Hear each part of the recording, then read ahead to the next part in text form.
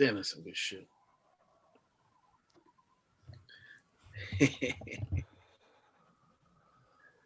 What are you drinking? Tequila with club soda and some oranges in there. All right, gentlemen, we are live. What's up, everybody? Welcome to another episode of Police Off the Cuff After Hours. My name is Mark DeMeo. I'm with my co-host, Bill Cannon. What's up, Bill? Hey, living large, you know. Trying to anyway. I'm trying to alter my setup. I want people to be able to see the Police Off the Cuff sign. So I'm trying to sit to the right of the camera. How's that look? Does it look all right? It's okay, but you could sit. You kind of sort of look twisted. Yeah, a little twisted. Yeah, but I don't want to be too twisted. I'm twisted enough, you know. We got a great guest tonight. He's back with us again. He's a hilarious comedian. He also has his a number of podcasts: New York City Crime Report. He has his own show on Compound Media. What's up, Pat Dixon? How's it going, Mark? Hey, Bill. Good to be here. Thanks for having me back. I love that guy sitting at the end of the bar. He was here the last time, too. That guy must be drunk as hell. Yeah, Robert Mitchum, man. You can really put him away. What movie is that from? It's from Friends of Eddie Coyle.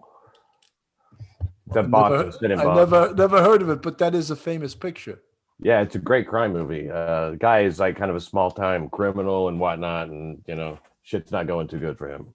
Let me write down Friends of Eddie Coyle. I like that. I'm going to check it out after this. How's your radio show going on Compound Media, the Crime Report? No, better than ever. You know, we have plenty to talk about these days. It's hard not to get political because politics is tied into everything now, you know. It's ridiculous, you know. I wanted to show everyone this. I'm so proud of this right here coming up there. Isn't that amazing? What is that? That's the flyer for the show. What do you mean, what is it? I couldn't see it. I didn't have my glasses on. Oh.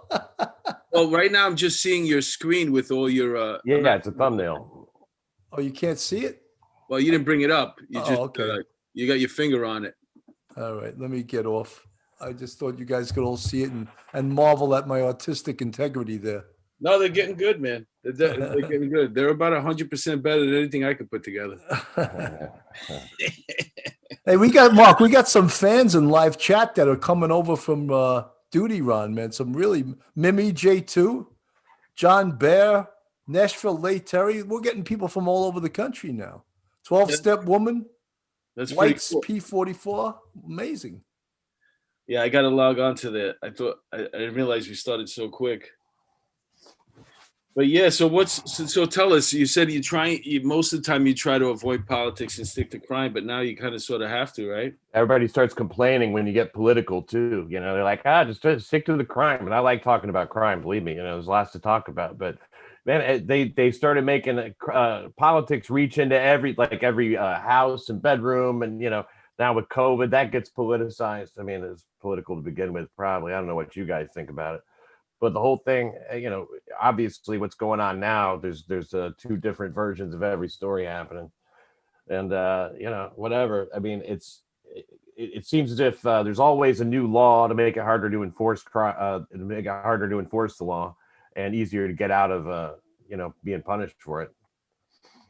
Yeah, unless you accuse somebody of stealing your phone. I hate that girl. I think she's a piece of shit, and she's part of oh yeah, this whole millennial thing, but the idea of going all the way to California to bring somebody back on an attempted assault and an attempted robbery, and I don't even think that the robbery charge. How is it a robbery? I don't know what they're going to charge her with, but the idea of holding a warrant for her and going all the way to California to get her, it just seems like such an overreach. I get it. It was a heinous crime. I don't like it at all. If that was my son, by the way, and anybody touched my son, man or woman, they're going to get a beating. I'm going to beat them right there in front of everybody. I don't care. Don't touch my son.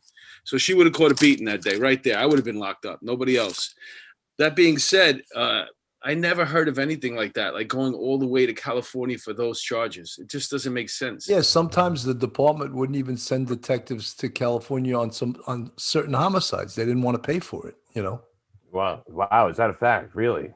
Yeah, I mean, look, most of the time, if they needed a statement or something like that, yeah, they'd send the detectives. But if the detectives had to go back for some reason, they'd be like, "Oh, you guys already went there. This is ridiculous." And they acted like a trip for a detective was like sending them to Disney World, you know?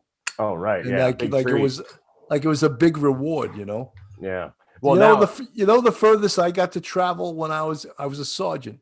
I got to Willimantic, Connecticut, which is probably the armpit of the USA, and by car. I never got a plane trip anywhere. that sounds nice. No, I agree though. To go all the way out there to get her is totally political. You know, I mean, like once it's on the public's radar, it seems like something like that. Oh, she wrongfully accused. That's the big thing now. That she's a Karen, the Soho Karen, wrongfully accusing somebody. Give me a break. I mean, no damage done. Everybody just go their separate ways, and it should be over. But I mean, is anybody really that fragile? You know, that I mean, like she made a mistake. It was an error. I'm with you. I don't think shouldn't seem like the future of America or She anything doesn't like seem that. like a very nice person, put it that No, way. not at all. No, she No. left the whole string of open cases in LA when she came to New York. She had like, I think, 3 open cases. One of them was she was drunk with her mother somewhere.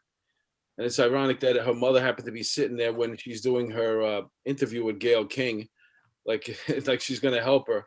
Yeah. But yeah, I understand. I understand that was a bad thing to do. We'd like to have her back so she can face her charges. If she's ever going to come back to New York again, there'll be an open warrant for her, an I-card for her.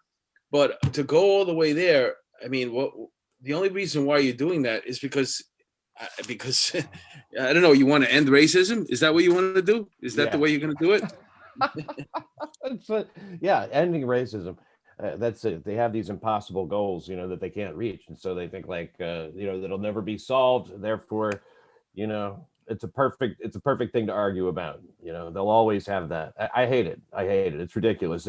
That's what stokes racism. All that stuff. Yeah, ending racism causes more racism than anything. No, I was looking online. This is that clickbait. Hold on one second. That clickbait, so I'm looking online for that story. And then all of a sudden it says, whatever her name is. Maya something. No bail posted. Like, for example, they weren't even offering her bail when she came back to New York. And I was like, what? What? It was just, and then I clicked on the article and there was nothing about bail in the article. So I'm like, wait a minute, that was just a headline to click me to get, and now because I was upset. I was like, what?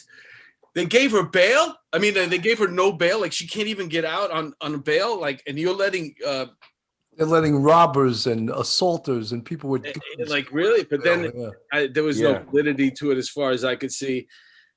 So it just leads me to believe that was just something for me to click on that particular article, and that's what we're up against right now. That type of they want to stroke the and they want to make you crazy. Yeah, people probably click more when they're angry than when they're excited to read something. It's anger makes you do all kinds of stuff online.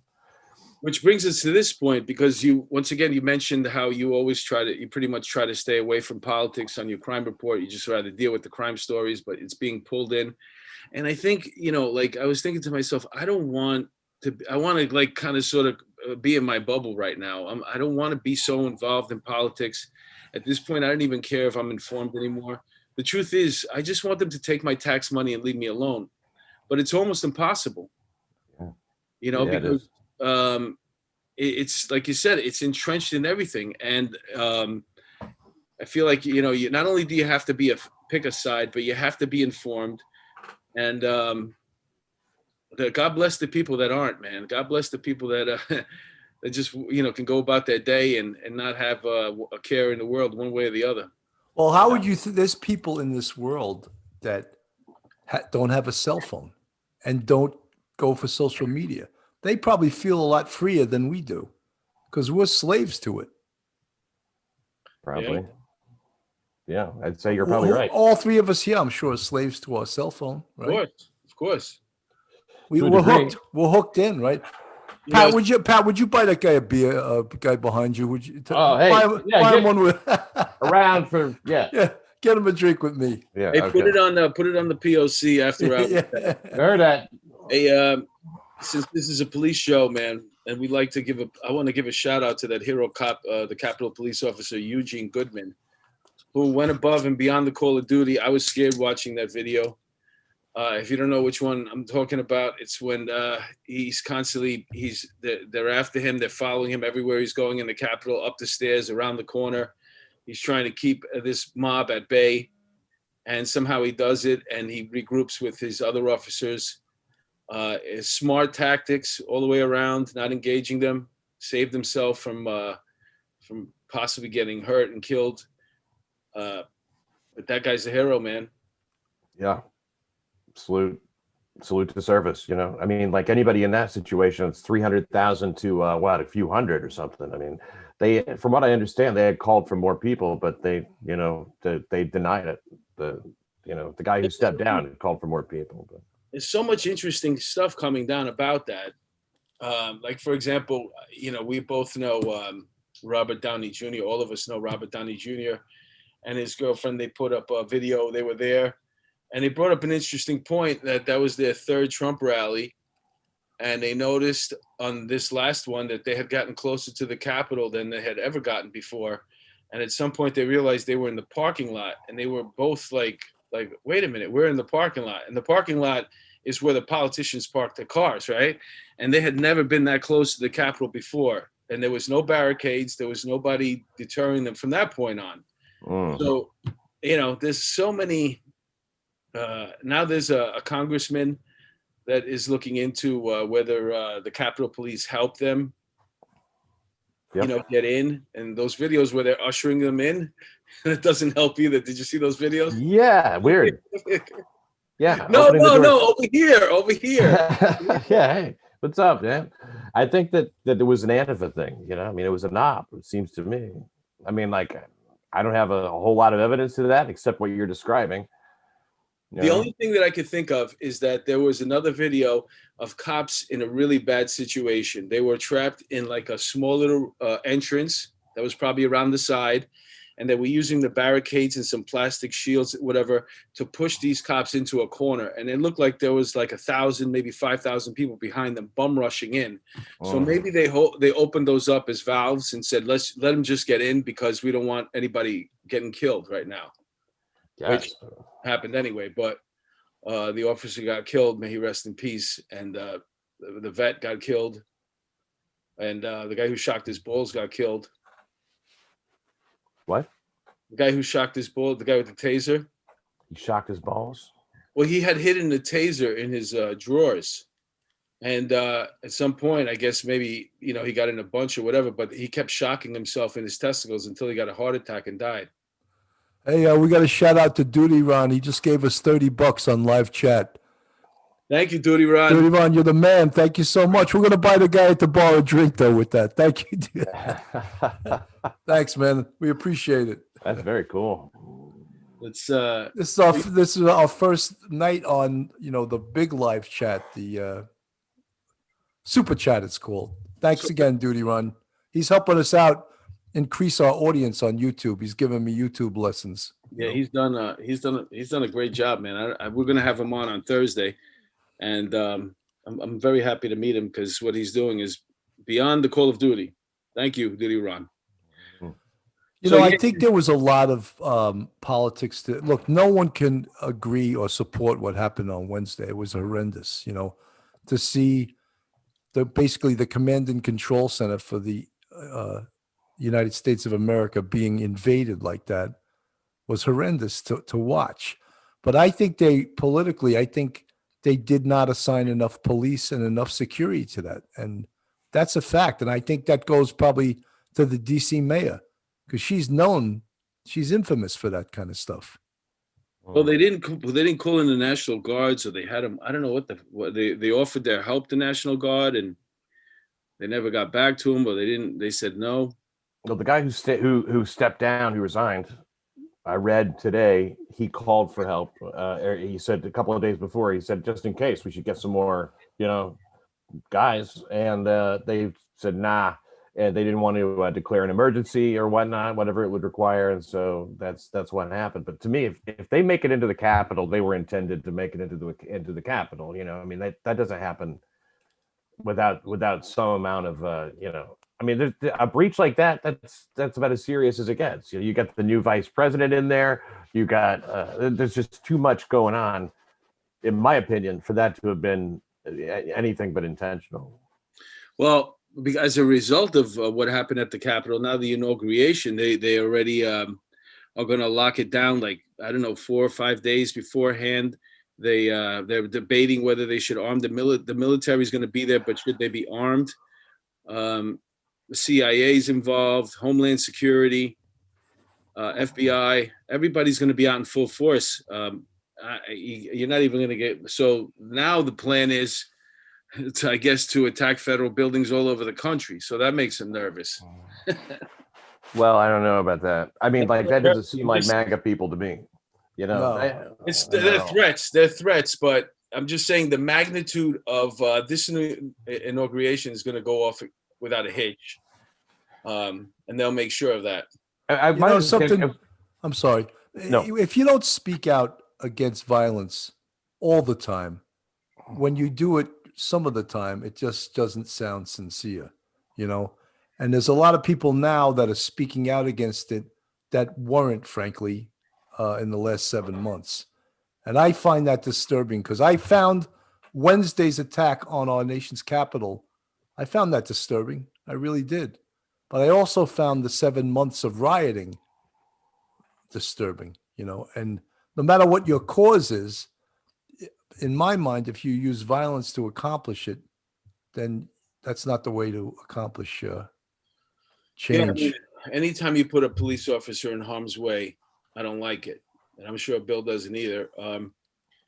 So as far as protests go and riots and all that stuff, absolutely against it. And the idea that, you know, I would be for it is absurd.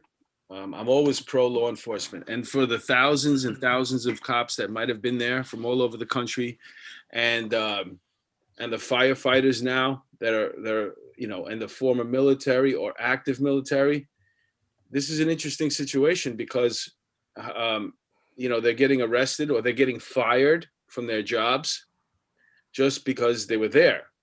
Now, whether they can put them inside the Capitol, that's a different story. Should you be fired if you were inside the Capitol?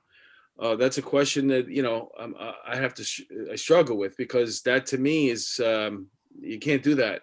You know, if you see everybody, that's breaking the law. I don't care what's going on. You know, if you're going to break the law, you're going to have to pay the price. You know what I'm saying? So, but the idea is, if you just happen to be there at the pro-Trump rally and you took videos of yourself and you come back to your police department, you left right after the president finished his speech or before then, never went close to the Capitol. I mean, you're going to be fired for going to a protest? Yeah. No, I don't think they could do that unless you breached the Capitol. If you were just at the protest, how can they fire you? There's a lot of shady stuff going online right now. Got people getting suspended. But you can't always believe what's online. You got to get it from the horse's mouth, what actually These are happened. news stories. I'm not getting it. I'm getting it, you know. Well, news, that's an even better way not to believe it if it's from the press. You know, they print stuff that is so not true. And, you know, then you have broadcast stations like CNN that you can't believe anything that they broadcast. But you can see the knee-jerk reaction to somebody posting an active member of the service, be it fire department or military, police. You could see the knee-jerk reaction to somebody posting a video that you're at the Trump rally, and it's on your Facebook, and now all of a sudden you're being suspended because you were there. So what do I have to prove? That I didn't go in the Capitol? Where's the evidence? I guess, you know. Right. It's a political prosecution all around. You know, I mean, like, it's just like what they're doing on social media as well. They're booting people off just for things they think, who they're aligned with. They've been like, look, Forbes magazine, the editor wrote an editorial saying he doesn't want any of these people hired by any company, anybody who worked for Trump. You know, they're going to be digging in your business if you hire any of those people. That's not right either. You know, I mean, like, and it's, in terms of law enforcement, you know, I mean, like, I'm not a cop and or anything, but I think that they've got the same rights as anybody else just to attend the rally. So, you know, but unfortunately, the same kind of thing I think is going to happen to them. You know, just you know, Pat, that's like McCarthyism. It's like blacklisting people in show business back in the day, saying they were communists. Yeah. It's This already is happened. this. If you're in Hollywood and you're an actor or actress, with technical, the word here is was an actor, an actress, and a Trump supporter, because yeah, it's ironic that all these people were predicting all this, and he was capable of this, that, and the other, and then with less than 2 weeks, they were all right. And whatever they said came to fruition.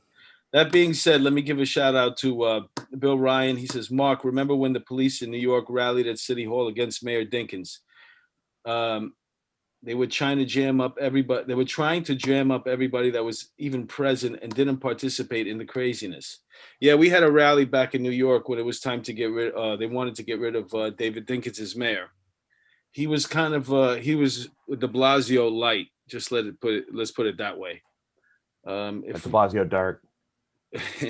Well, De Blasio is far worse to the police than the David Dinkins ever was. David Dinkins had statements, this, that, and the other, but they weren't changing laws that made it handcuff the police either. Yeah. So yeah, and there was a huge rally for him, and let's just say it wasn't the finest. They weren't at their finest that day. Duty Ron, guys and gals, the super chat button. Okay. Duty Ron hit us up with another 10, man. So we got 40. Duty Ron, man. Duty Ron is he drinking tonight? I don't know. I think he's emptying his pockets. That's for sure. Matt Scully says that Eugene Goodman took the path to defend all enemies, foreign and domestic. So help me God.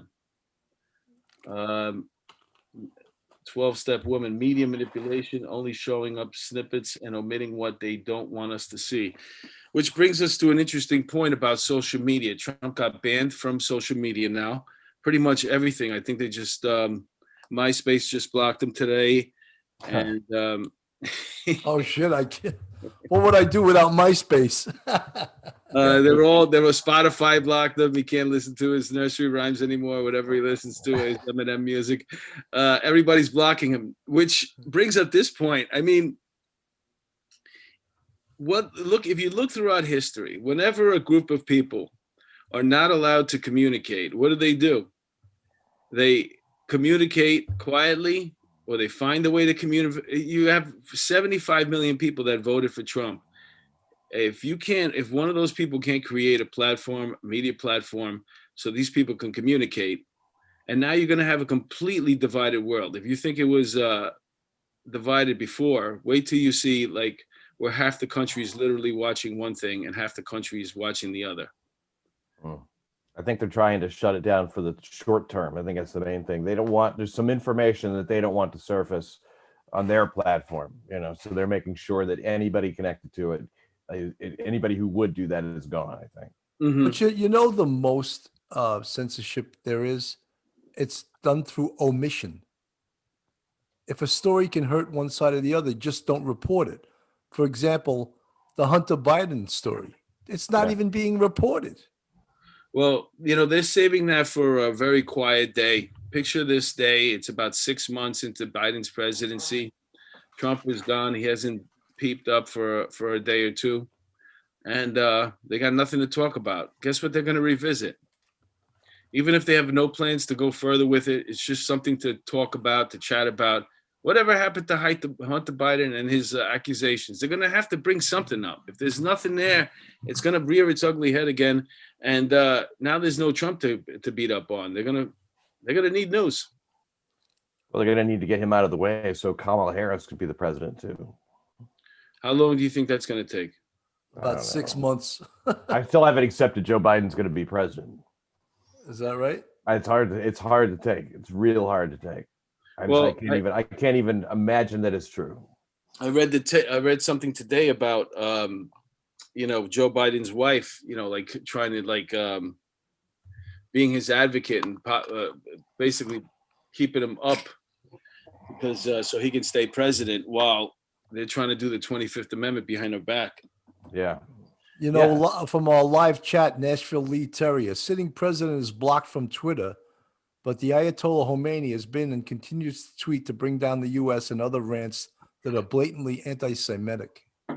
Well, you said the key word right there. He's trying to bring down the U.S. So that's okay. Yeah, that's woke to do that. It really is. They hate it. They hate the United States and they want it to end. And once you realize that's their motivation, then everything they do makes sense. Yep. To You quote know, Ant Culture. if what is the Democrats are going to be protesting in the future? I can't imagine, especially for the next 2 years where you have the House, the Senate, and the presidency. So who's going to protest? It's going to be these patriots starting their new party. You know what I'm saying? The Patriot Party. And they're going to be the ones. And who's going to be in the forefront of the Patriot Party except the people that are paid to create anarchy at protest? So BLM and Antifa, they found a new home now. They led the charge inside the Capitol, and now they got a new home. They got to be protesting with the Patriots.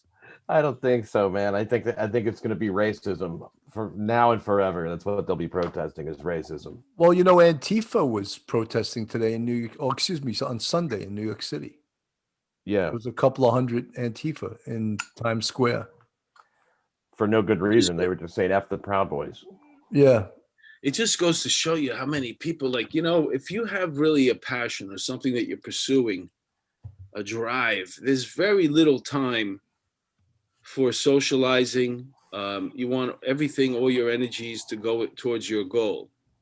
When you don't have that, when you don't have that void, where you have that void there, that's when, you know, something else can creep in. Maybe something like that we can go to and I can get to make new friends. And that's what these protests happen. The adrenaline rush that happens to these people when they get in a situation that they could possibly be arrested, they see an act of violence, you know, their blood is pumping. That's intoxicating to somebody that doesn't really have anything like that going on in their life. Mm-hmm. And we see it from the left and these protesters out there for the, you know, summer and better. And now we're going to see it from the right because these people are all united. They saw like 3 million people there at the Capitol. And if you hear anybody describing what it was like to be there, they're in a state of euphoria. They're like, wow, it was amazing. There was so many people and we took control. And it's like they got that same haze that you see on the other side. They've caught it now. But, you know, had that gone the way you're describing and them not have entered the White House, it would have been a win-win. But because a group of people decided to do what they did, it's like everyone, of course, gets labeled.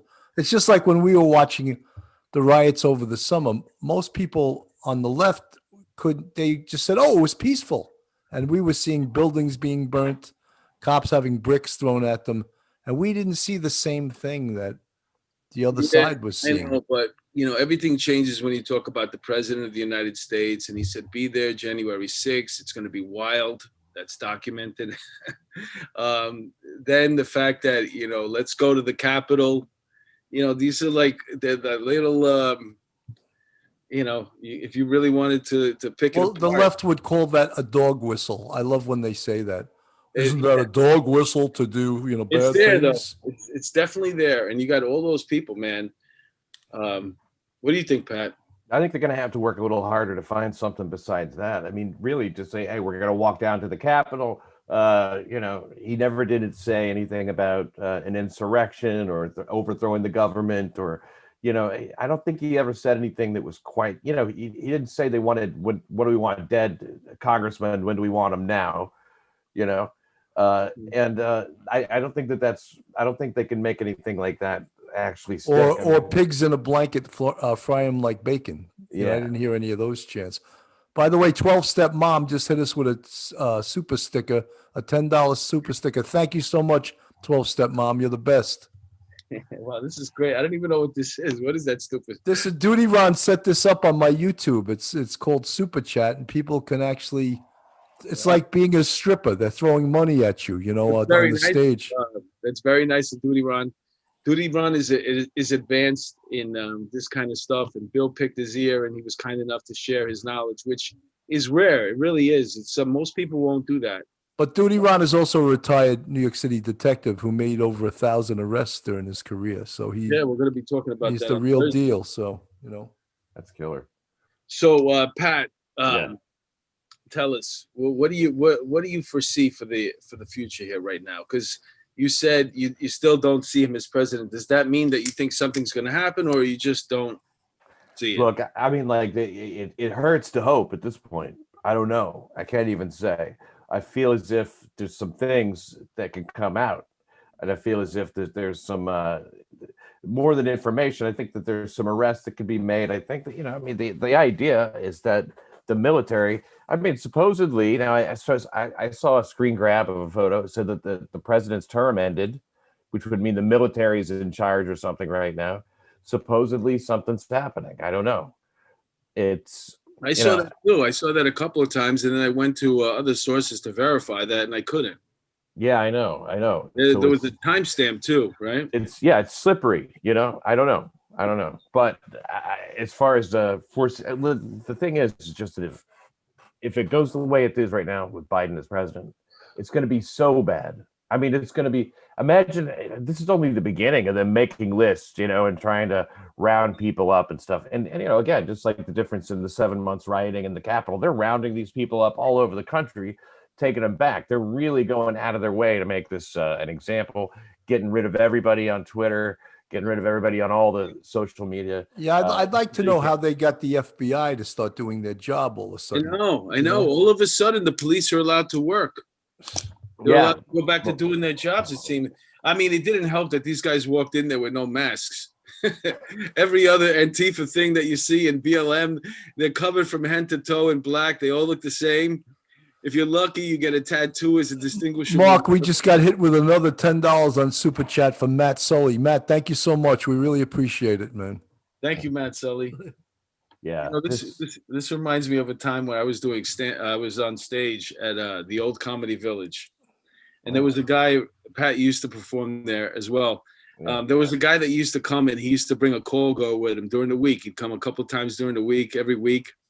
And he'd always heckle and, we'd go back and forth with him and bust his balls. On this particular night, he brought a friend. And that guy had his own call girl. So it's the two couples sitting there. And that guy starts throwing money on the stage. And there was a comedian that was up before me. He got really insulted by it. He was like, "Hey man, don't you throw money on the stage? That's insulting." And he was really aggressive with the guy. And then he stormed off the stage and then he brought me up. I said, "Yo, my friend, listen, I was married to a Greek girl, and at our wedding, just to show their appreciation, they threw money on us. I love that feeling. If you want to throw money, go ahead." The guy threw $60 on stage, man. And I walked off. What kind of comic would get insulted by that? He's got to be a fool. I don't know, man. The way the guy was doing it, his drunken stupid, was annoying. But I just took it. I took his money. I put it in my pocket. It was 320s. And then, what kind of comic? A comic with a day job. Yeah. It's like Harry Chapin said in that song "Taxi." I tucked the bill in my shirt. Right. Yeah. Right. Yeah. Yeah. Which brings up $20. Yeah, it's a lot back then too. Yeah. So back to the social media. What do you think is going to happen with that, Pat? I mean, I know that you said they're going to. They're probably looking to stop all this stuff for the next couple of weeks. So we have a peaceful inauguration. But do you think that is there going to be another source? Because all these other sources, like for example, Parler got knocked off. They were all kind of sort of based. Even if you have your own outlet, it has to be based somewhere. Right. Yeah, they can shut everything down. It scares me, man, because, I work for a network, compound. It's like they could conceivably take that out, if they felt like it. Yeah, it depends. They got to get through a lot of different layers before they get to you, but you can imagine it's coming. Yeah, I could have swore I saw a picture of you, Pat, in Nancy Pelosi's office. Yeah, well, weren't you the guy with the lectern running out with the lectern? I say this though, they can take out a lot of people just with one thing, just go this whole, whoever is carrying this and that, like they could come up with a list. It's another list. It's not that hard. Just tell anybody that, whatever it is, however it is, whoever provides the service, just cut them out. It's not that tough. It's sort of like. I don't know how you guys feel about getting the COVID vaccine. And, I'll get it. I definitely will get it as soon as I'm offered it. I've But already had it 4 times. yeah, but no, my point is that say you work in a specific job and you say, I don't want it. They could shut you down from going to your job. They could say this is mandatory. If you don't do it, you don't have a job. Almost. It's not yet, but I don't think it's. Well, I think it's getting close to that. What if you're a school teacher? Yeah, but don't forget, a lot of healthcare workers refused it. Why would they do that? I don't know. I mean, Like, they don't trust it. I don't know whether what I read was. I saw a meme today, and it was like 5 women bodybuilders that were jacked, and it said nurses just got the COVID shot. yeah, it was. I saw that too. That was, Yeah, I thought it was great. Yeah. I don't know. I that stuff is they did not do a lot of testing on it, and I mean anything that Bill Gates wants you to take at this point, you got to go. Oh, well, I don't know. Did you ever hear any rumors about that Trump network? Heard it for about a year. I thought it would be fantastic if he came out and started something like that. You know? Oh, he's definitely going to do that. It's going to be Trump News Network. There's no doubt. Well, that'll be that's. Do you know the amount of blockades they'll try to throw in front of that? They'll stick the FCC on them. That's what they'll do. Yeah, but I don't know if you start your own platform. I don't know. It doesn't have to be under his name. It could just be under another name. They'll figure it out.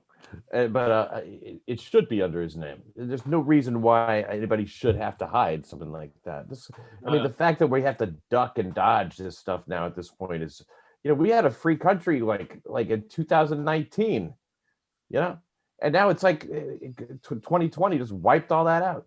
It's amazing. You think about just walking around carefree without a mask on, not thinking about any of this garbage. You had that choice. We thought it was intense just in the Trump era, and then 2020 really took it up 10 notches. And with conspiracy theories, people will talk about, a lot of people say this is all from China because they're the ones that are behind all these major companies, and they didn't like Trump because Trump went after China. Yeah, but yet there's a whole thing in China where the people are using his face on their social media platforms. So if you go and you look at their profiles, everybody's using these particular group in China. They're all using Trump's face on their media profiles as a sign of support. Another good reason to they want to take him out, the CCP. They don't want somebody to be rallying support around the idea of freedom and all that. They're not for that. Yeah, China's interesting because depending on who you talk to, Soul Joe's dad lives out there, and you've done shows for Soul Joe, Pat.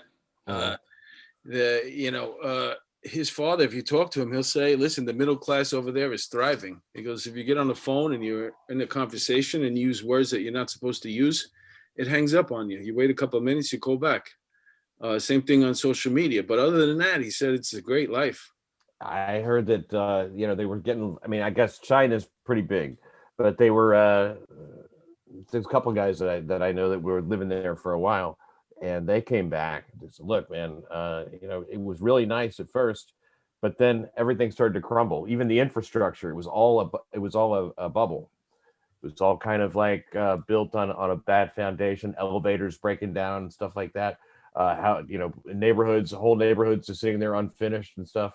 And they started getting less and less friendly to anybody, with the round eye, and they don't like with the round eye. I like whatever foreigners, they're not into that. So that's what I hear. And who knows? Like you said, I've never been, but even if I had, I don't know if I trust it. In the meantime, Netanyahu over there in Israel has already announced that they're going to the West Bank even further. They're starting a new establishment, which is contrary to everything that Biden is pledging in his platform. So to make this announcement a week before Biden becomes president, they're digging further into the West Bank. That's not there's a lot of these next 4 years are going to be. I wouldn't want to be president these next 4 years, dealing with the end of COVID if we're lucky, and then the economy building it up. I don't know. Hey, Mark, Duty Run just hit us up with another 5, man. It's like we're dancing on the stage. Yeah. He's throwing money at us. Let's see. Thank you, Duty Run. Hey, did anyone see the video? It was all over Facebook and it showed two cops, a male and a female, and they locked the guy up for a gun, and they did a great job, but they were showing them not being able to put their knee in the guy's back to cuff him. Yeah. It was I felt so sorry for them, Well, because if that was a more experienced criminal, he could have, put them in extreme danger. That's what they're up against in this city with this diaphragm law. The guy couldn't put I would have had my knee planted in that asshole's back, Yeah, they seem to have a lot of time to put that arrest together, and I'm happy it worked out for them. But it just goes to show you that that's not the video that you want to show at the academy. Because did you see it, Pat? No, I didn't see it. Yeah, well, that was something that we. But that's what they're teaching in the academy right now. It's pathetic. Well, Pathetic. it's good when it works out, but it's yeah, but if you get some jailhouse jack that just got out of Coxsackie, and he's gonna run away. And he's all jacked up with body by Coxsackie, and you try to do that dance around him, he's gonna knock you on your ass. Yeah, but Bill, at least we know that even if it's an attempted robbery or an attempted assault, that we will go to any lengths to get you. They went to California to get that girl. They're going to go all over the country to bring these people back, man. We just saw it. We witnessed it. Yeah. They get to leave no stone unturned, to get somebody like that. A white girl, 22, whatever, how old she is. Yeah, that's a dangerous character. I'm looking over here, see a yes fighting and run was none. Well, they just arrested. I'm sorry. They just arrested a guy who beat the devil out of this woman at a smoke shop down in Brooklyn, and he just went behind the counter and unleashed. That woman's 27 years old. He's 29. And man, he was on top of her, swinging away, robs the place. Looks like he left with a lot of money. This guy had 21 prior arrests, 8 of them sealed, I guess. And he's, he'd been on the loose. He's homeless. And so now he's charging all these other subway beatings, with these, 9 beatings that they're getting him for.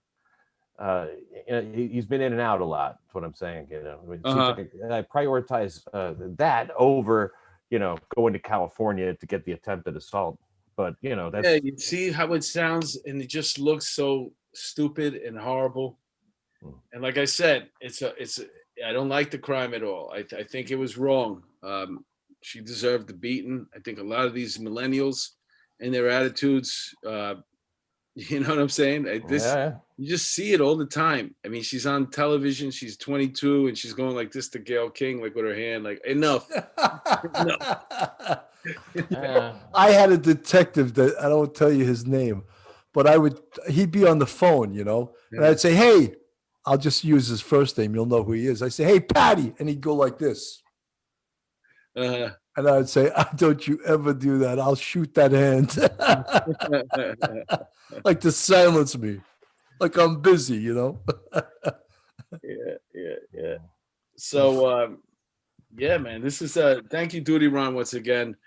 So where do we go from here, Pat? I don't know. I mean, it's going to be a weird year, no matter what. I'd love to see Trump have 8 more years. I think we should just give up on the whole republic idea and go ahead and install a monarch and have that be Trump and go into secession. It would how much more easy would it be to have just one guy making the decisions? He seems like he makes pretty good decisions. Despite what everybody says about him and everything, I think he'd do a pretty good job. Just give him absolute power. Let's do it. Well, they say absolute power corrupts absolutely. Don't they say that? Well, if he's so corrupt already, then what's the difference? Pat, I want to ask you something, though. When you do comedy, do you do these pro-Trump monologues or no? Well, I do when I'm at a compound show, they have a lot of compound fans there. I'll do it then. Then I'm straight up calling for genocide, but I could see you needing the National Guard to get out of a club like, New York Comedy or something, or Broadway Comedy. I talk about whatever. I talk about women and stuff. I talk about, I've been married sometimes, so I got plenty of stuff to talk about. But that I don't think there's any doubt which side I fall on, if they're paying attention at all. I love I love your jokes. I love your stand-up. But one of them that really tickled me to death, man, and I never get enough of thinking about it or hearing it again, is the one where you say you had went to a party and you saw this really beautiful girl on the other side of the room. And you know which one I'm talking about? Uh-uh. And you said to yourself, wow, she's way too hot for me. And then you saw her 10 years later. Oh, yeah. Go ahead, do it. Can you do it for me? Yeah. Go ahead, do it for me. That's all I'm talking about. My the wife I had there, you know, because I saw her, couldn't even talk to her. She was so beautiful, you know, and then ran into her again. Didn't see her for 7 years. Ran into her, and you know, the years have been how they've been. You know, she's pushing 40. I'm thinking I could probably fuck this girl.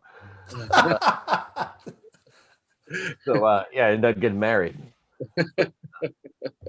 I got a new girl now, you know. I mean, like divorced, and the girl now we do a race sometimes. I mean, like, I don't know if you ever do a thing or you masturbate, right, and see who can finish first. You ever do that? Yeah, we do that. We call it race baiting. Not bad, right? I think you guys were in the mood for a joke. Hey, thank you, Bugsy Cruiser, for hitting us up. And Ryan Investigation hit us up with another 5, man. It's like, I'm telling you, you're on stage dancing. I love this. And do I get a cut of this? You know, at some point we're going to have to share the wealth here. No, it's all yours. Yeah, I love that joke, man. It just tickles me pink. So you saw her at a party 7 years later, and guess what? You know, the years haven't been kind. She's pushing 40. She gained about 15, 20 pounds. Now all of a sudden she's attainable. Yeah, that's right. I could get her now. Yeah, everything flips over. You know, guys get all kind of. We can get ugly. We were ugly to begin with. You know. Hey, Mark, Joey Brooklyn hit us up with 5 too, man. Joey Brooklyn, thank you, Joey Brooklyn. You're the man. We love it. I don't know the guy, but I like him already. With a name like Joey Brooklyn, how can you not like him? He's from Staten Island. Yeah, man. And you know what's funny? Because you work for Compound Media, and Compound Media is a comedy satire platform. And does it lean to the right? Yeah, absolutely. But it's comedy, it's satire. Yeah. And it's not like nowhere near a Trump channel. Let's put it that way. It's about comedy, it's about satire. Yeah. But that's why I mentioned you know, how far down the rung do they have to go before they finally get to Compound Media? And there's a lot of big fish to fry before they get to you. Let's hope they never do. Well, maybe they start small and work their way up. Yeah, I don't know.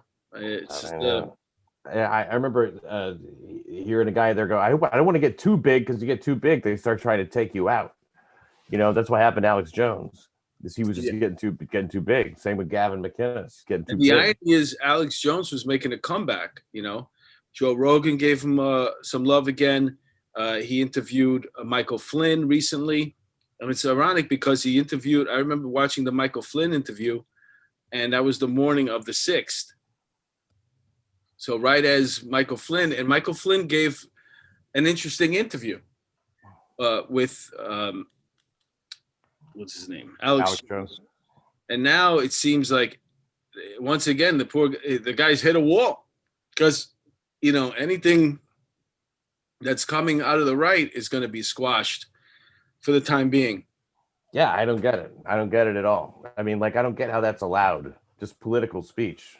You know, I mean, like, they don't care about the First Amendment at all. They have power. You know, it is what it is. It does what it does, and that's it. It's really something else. So many people are on board with it. But when you get those people lying at CNN forever anyway, I mean, like, they just say it. You know, I wish I was on the left. It's such an easy point of view. You know, if you ever get boxed in, you just call people racist. That's it. It's easy. You know, that word has lost all its power because it's overused. Everything is racist, you know. In fact, you know, they said the thin blue line, that's racist. The shirt I'm wearing right now is racist. You know, that's so ridiculous. I mean, how is the thin blue line? How is that racist? I just don't understand that. Oh, I can tell you. It's, you know, I can tell you what they would say. It perpetrates this whole systematic racism, you know, of the like the Cuomo brothers, 2 rich kids, the spoiled rich kids. One gets a job at CNN that was never in broadcasting, right? And the other one still not in it. Yeah. Well, yeah, and the other one gets political jobs, right? He didn't fulfill his assignment at the Manhattan DA's office. They're supposed to do 3 years when they get hired. I think he ran out after a year and a half because he was offered some political job by the Clintons. So, as we say on this show, his balls were dipped in butter from day one. You know? Well, 12-step woman says, Sergeant Cannon, I watched MC's interview with you and didn't know that you did stand-up comedy. Neither does the comedy community. Yeah, they don't know either. She said, she goes, you're very humble. I said, well, is this the same Bill I work with? Humble. Well, you know what it is? I'm here with Mark, who's been doing it for 23 years, and Pat Dixon, who's probably over 20, and I have a measly 6 years. So if you know anything about stand-up comedy, you're just scratching the surface when you've been doing it for 6 years, and you're really not like a veteran till maybe after 10, right? There is a certain, there's a lot of hoops you got to, I don't care who your brother or sister is or who your dad is. You know, like you could just tell, like you could look at Chris Rock and Tony Rock and how they had to do their own work. The brothers, Jordan and Tony, had to do their own work to come up on their own, you know.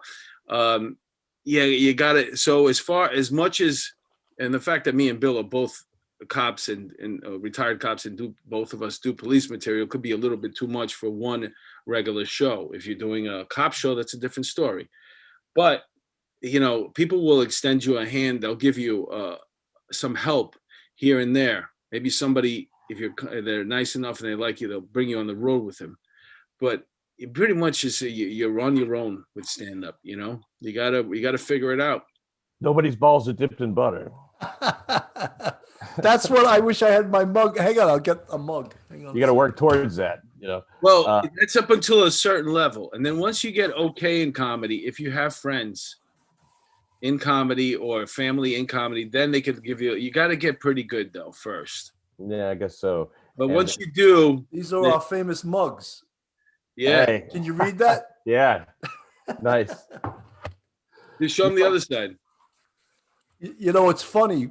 We bought these for our Patreon fans, and then like to send them out. If you want to just send them to a person, it costs $22 to ship a like $5 mug.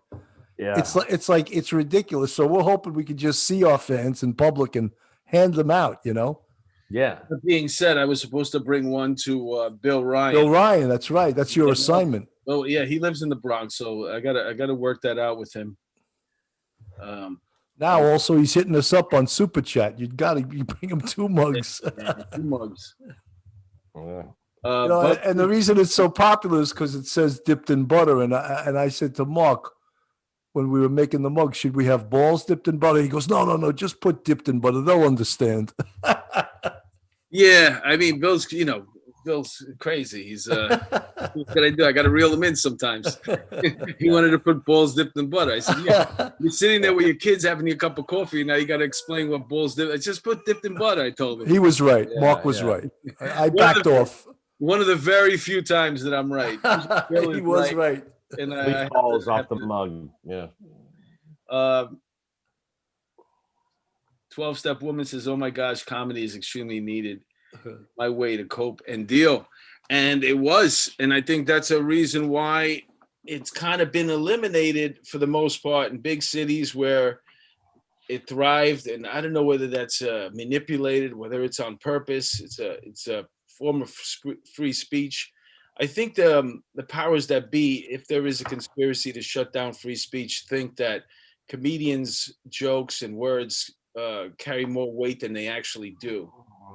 Well, I mean, the thing is the free spirit of it, you know. I mean, like anybody can get up there and say anything. They don't want that.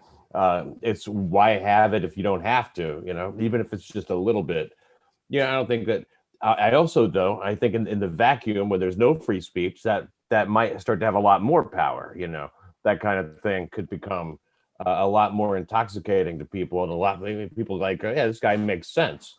You know, I mean, you could be opening up a channel, you know, for you know, potential, you know, chaos, like people not wearing a mask everywhere they go and stuff, not socially distancing properly, and singing at Thanksgiving and all that.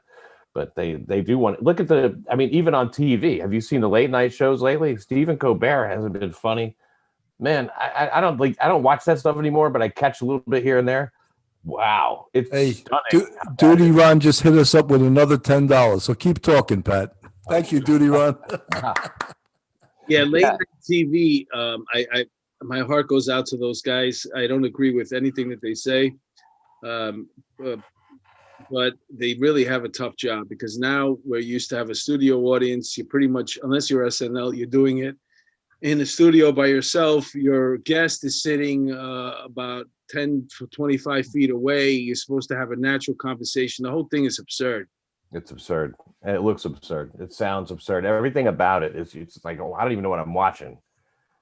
But you know something, Pat? I've even heard comics like go on social media and say anyone that agrees with this can unfriend me and can unthis me I'm like, you're just as bad as the government.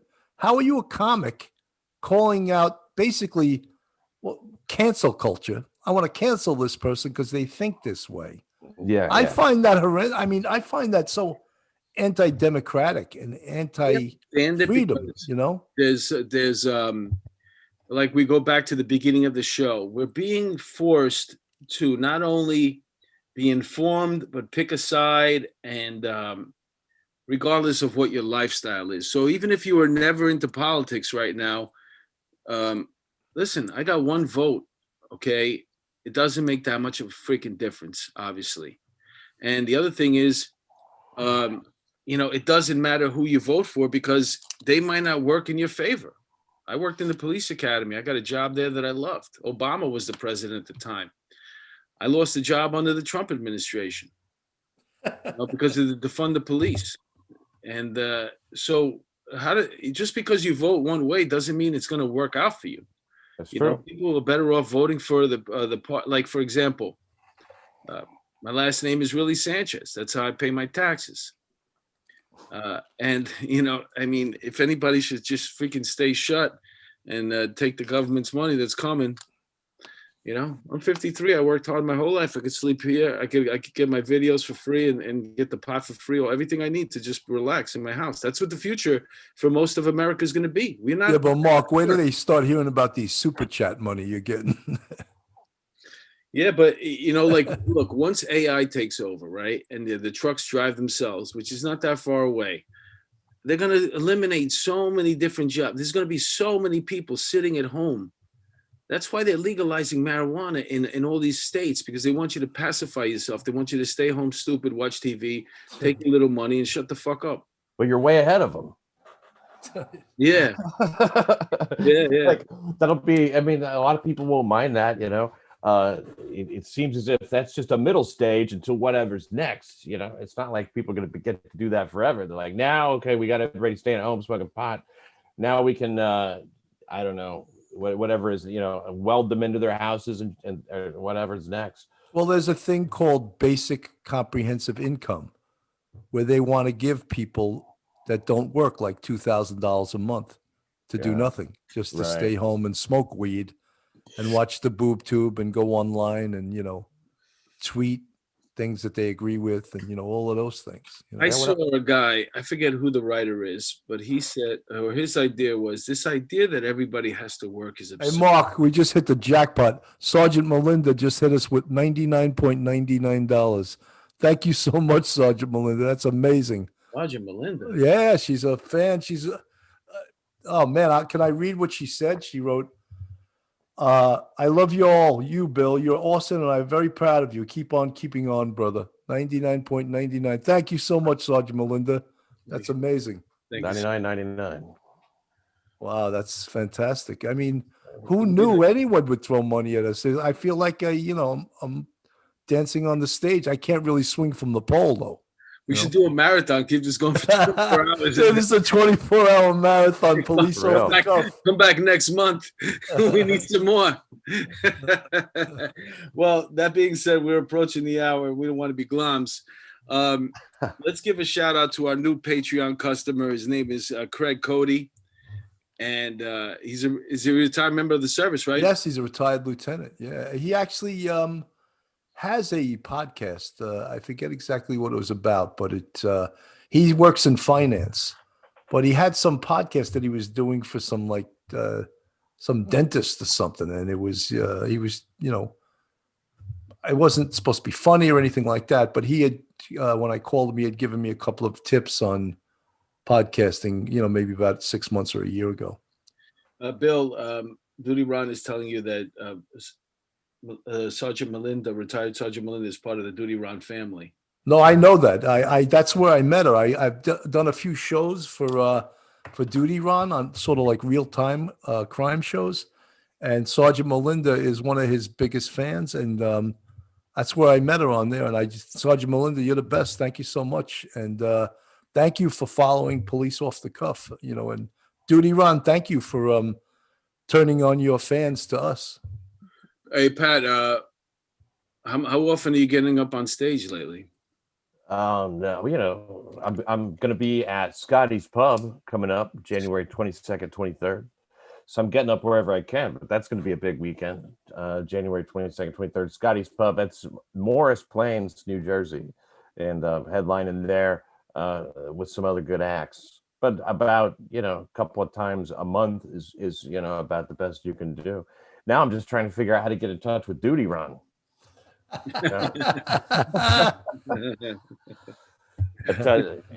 Maybe Pat, maybe I'll see if Duty Ron would put you on his show. Yeah, Duty Ron, check out the New York City Crime Report, the Crime Report.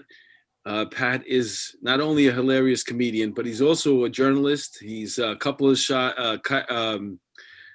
of credits shy of having his degree in journalism. That was about the time of the second marriage. Pulled him right out of school. Right? Something like that. Yeah. Hey, Pat, I know you must have quit a lot of things in your life, but one of the things you got to quit is smoking cigarettes, man. I'm dying of cancer just watching you smoke. I already did. I quit for 15 years. Got married the third time. Started back. Wow. That's the way that goes. You've been married. You said you've been married 3 times. How did you meet your first wife? In high school. Yeah. How'd you do that? I looked all over the school. I love that joke. That's a great joke. And you found what? Found what? My wife. Yeah. First wife. High school. Where'd you grow up? What town? Down in Tennessee or South Carolina, Georgia, wherever I'm from. Oh, you're from the South. But this latest edition, I appreciate the personal questions, guys. You're trying to get to know me in the last 30 seconds. That's right. That's right. But I just wanted to get another joke out of you. Yeah. Pete Panuccio's on the latest episode of New York City Crime Report. 40 years in NYPD, night watch detective. He's a great guest always, and he's been on quite a bit lately, and love having him. So that show just came out today. That's brand great. New, fresh, with the new New York City crime stories in there. A lot of weird ones too, man. A lot of weird stuff. The guy got a gun into court. Guy shot up the hospital, Sloan Kettering. You probably heard about that. And a guy with the club swinging it down in Tribeca. Yeah, 10 people. He hit 10 people, right? Yeah. He went nuts. So we got some reactions from the victims there that we're talking about. And it's man, you've seen everything going on, but that all that stuff going down with the how many people were dancing on that car, busted up that car a little while back, wilding in the streets. Yeah. Oh yeah, the BMW. Yeah. Right. That was a scary situation. I mean, God bless those people for not taking off. Yeah. And then they were all like 14, 15-year-olds. 16 Which means can't arrest them. They go to family court. They get their corporation counsel, and it's just no problem at all. I mean, it's literally over before it even started. While you're on your way to go try and find these kids and identify them, that this is a complete waste of time. Nothing's going to happen. When in the late 80s, early 90s, I was in street crime in 1988. We used to get these huge wolf packs, we used to call them. And sometimes they'd be 30, 40 deep of kids just going and just attacking people in huge groups in like Times Square and around that area. And street crime used to put, I don't know, sometimes 10, 15 cars into Midtown South. And we knew how to break those crowds up. And that was also, the Guardian Angels were huge back then. Curtis Sliwa, I used to see him in Midtown all the time. But Midtown back then was like a school for crime. There were robbers came from all over the city to ply their trade in Midtown.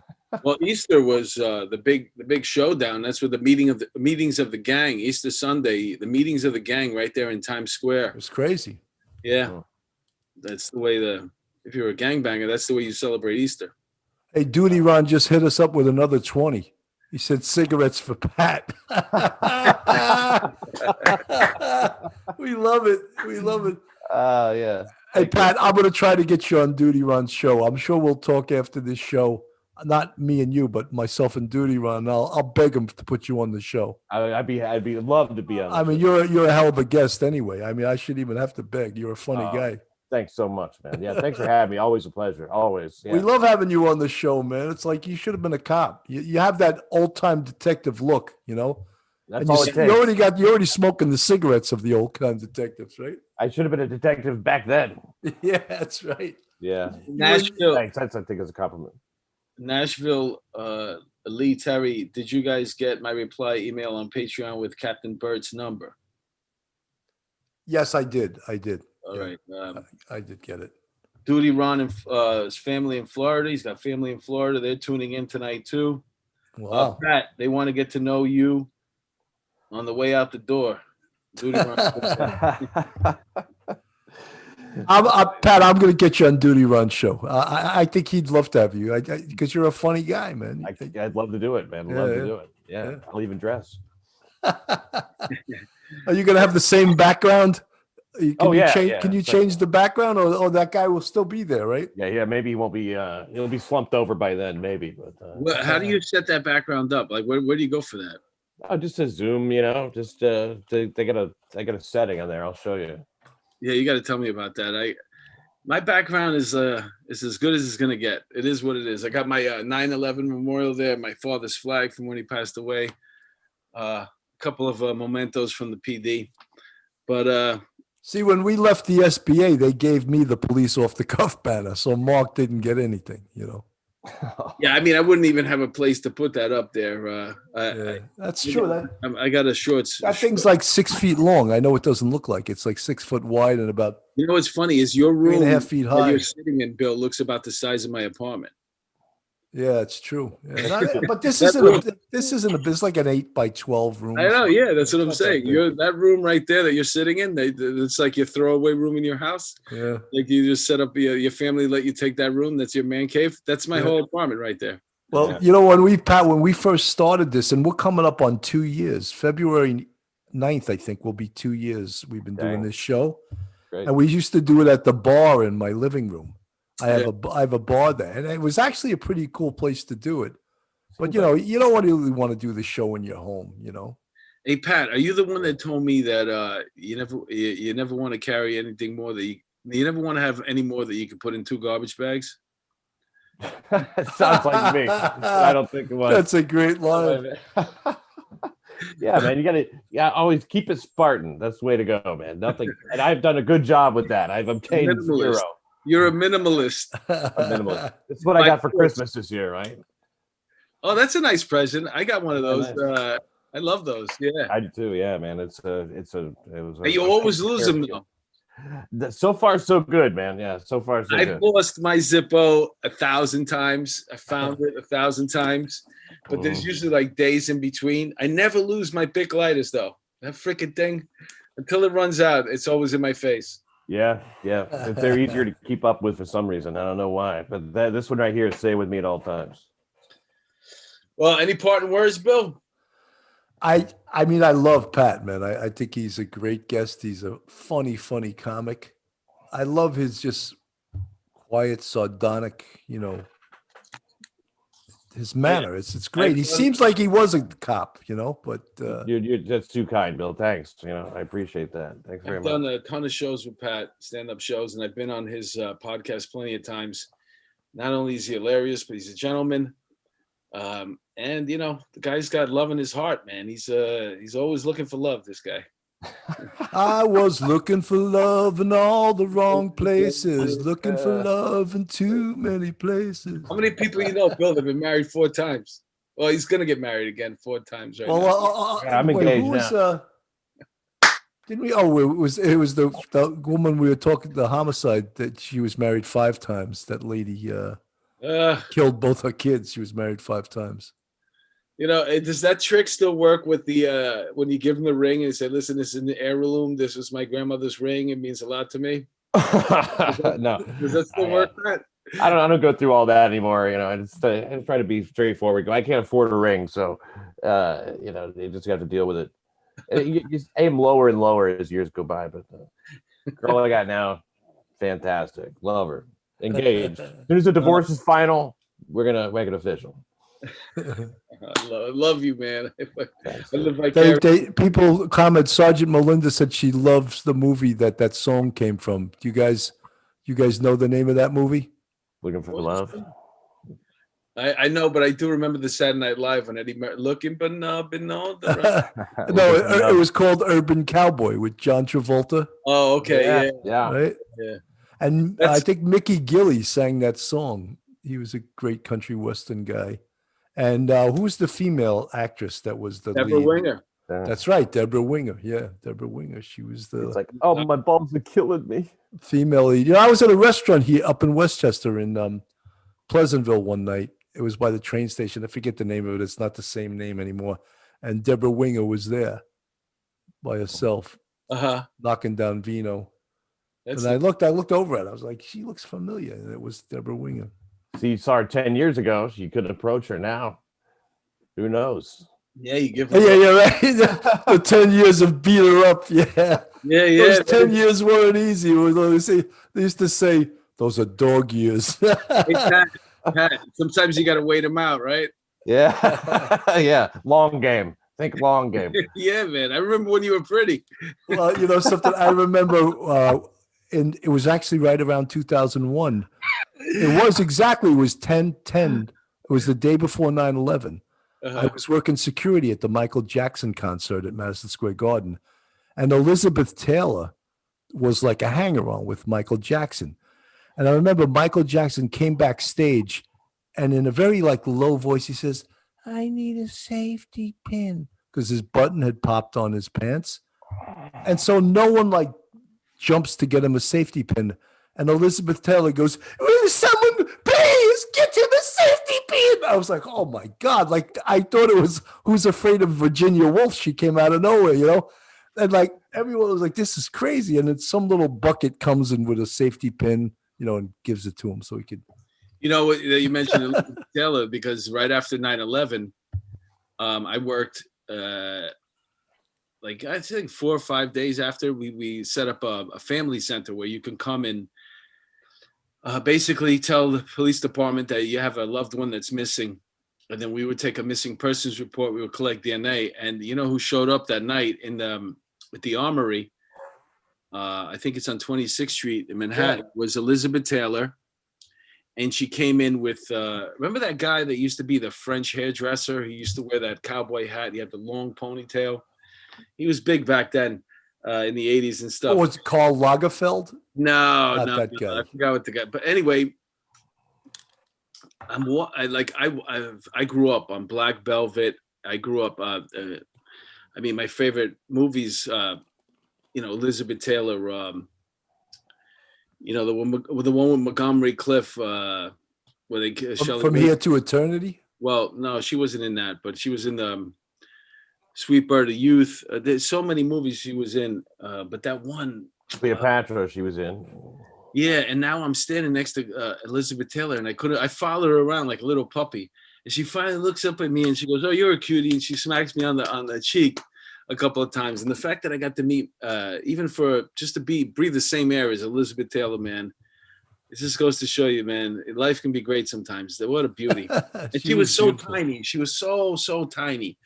I could, and on the screen she's so big. The one with Montgomery Cliff. You know what I'm talking about? Oh.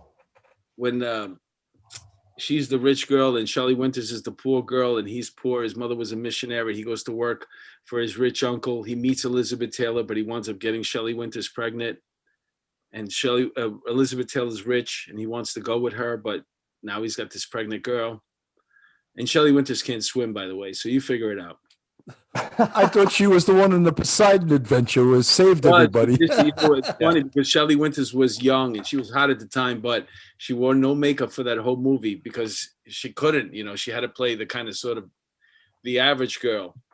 And I still can't believe A Place in the Sun. That's the name of the movie, A Place in the Sun. For all of our fans that are watching, you want to see Elizabeth Taylor in a great role, and Montgomery Clift and Shelley Winters is great in it. But that being said, Pat, you want to say anything on the way out? God bless everybody. Stay American, and support the cops, of course. And, oppose bail reform, for the love of God. That's what we're talking about this last episode of New York City Crime Report with Pat Dixon. You can find it on iTunes or wherever. And that's it, man. Appreciate it. Oh, and January 22nd, 23rd, I'm at Scotty's Pub in Morris Plains. There you go. That's great, man. Thanks, guys. Appreciate it. Pat, thanks so much for coming on the show. And I'd like to just, again, this was the first night we used the super chat. And I'd like to first thank Duty Ron for actually turning on all your fans to our show. Sergeant Melinda, you're amazing. I mean, I never expected something like that. Joey Brooklyn, Bill Ryan. There's a few others that hit us up with the super chat. I can't remember everybody, but thank you so much. It's very much appreciated. And if you really like the show, Mark and I have a Patreon, and it's www.patreon.com/policeoffthecuff. We have 3 tiers. The first one is called The Bucket, and that costs $7. You don't want to be a bucket, though, so don't do the $7 tier. The next tier is called Polish My Rack, and I have a picture of my rack from when I was a sergeant, and that's $9. That's not so bad. And for the $11 Lollapalooza tier, it's called Dipped in Butter, and we already discussed that. So if you want to be a Patreon customer, you want it dipped in butter, and that's for sure. And Mark and I do a separate show under the Police Off the Cuff banner. Mark does a show called One-on-One with Mark DeMeo, which was also morphed into Ask a Cop, and he lets people come on the show and they ask a cop any question they want. And I do a show called Real Crime Stories, and we do it separate and apart for each other, but under the same banner of Police Off the Cuff. And I just want to say to all of people watching and all of our fans, thank you so much for the support. We've been doing this almost 2 years now, and we're like people, we're like blind people, Braille. We're feeling our way along on how to do this correctly. It's not easy. It's getting better, though. Yeah. Getting better. We got thanks for Duty Ron. Yeah. And Bill's got a great mic there. He's got headphones on. Yeah. I got to hook my stuff up. I'm I waiting. got 2 of those lights. I got one of those circle lights over there, one over there, because people tell me you're washed out. We can't even see you. You're like a ghost. You should get the lights with the tanning bulbs too. This way you can get a tan at the same time. We're on for an hour. Why not get tan too? That's true. All right. Anybody who tuned in tonight, thanks for tuning in. We're back Thursday. Thursday we got a great show. Oh my God! You look who we got Thursday. Duty Ron. We got Duty Ron. We're gonna make $1 million that night. I got a feeling Pat may be parked in my driveway. I'll be watching, that's for sure. That's right. All right. I love Pete Panuccio too, but you know what I want to say about Pete Panuccio that I don't like? If you call him, he doesn't call you right back. And in this business, it's immediate shit. Like if I'm calling him, I need to talk to him now. And if he doesn't get right back to me, what I was going to talk to him about or offer for him to do no longer exists an hour from now. You know what I mean? It's weird. He always calls me right back. Really? Well, maybe he likes you better. I only called him once, and before I called him, he called me. Well, Pat, tell him that he better call me back if he wants to be in showbiz. You got it. All right. Thank you so much, Pat. Thanks again, man. You were great once again. All the best to you. I'll see you around the block. See you later. Later.